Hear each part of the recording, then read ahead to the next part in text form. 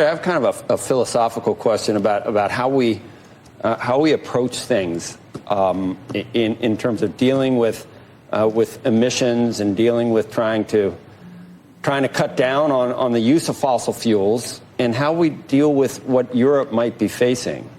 And what I mean by that is there are real possibilities that people might not have air conditioning during a heat wave, or in the winter that they may not have enough energy to heat their homes at this point. Now, the mitigation factors that we're employing to try to cut down on emissions, those really aren't going to cut CO2 emissions till probably 2030. And while we're dealing with these, we've got India building coal plants, we've got China building coal plants, just hand over fist and emitting and not really helping our efforts whatsoever.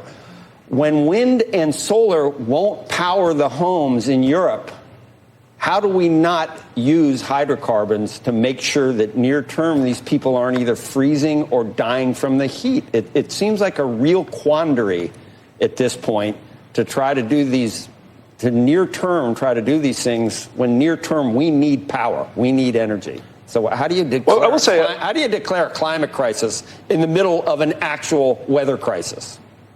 Well, look, obviously those two things are closely related. I mean, it's more than 100 degrees in London today, or at least it was yesterday. We've seen things happen in the Pacific Northwest in the U.S. that are supposed to be basically all but statistically impossible, and they're happening more and more often. But this is what a transition looks like, right? This is exactly the challenge that we're living through. You can't flip a switch. You can't do it overnight.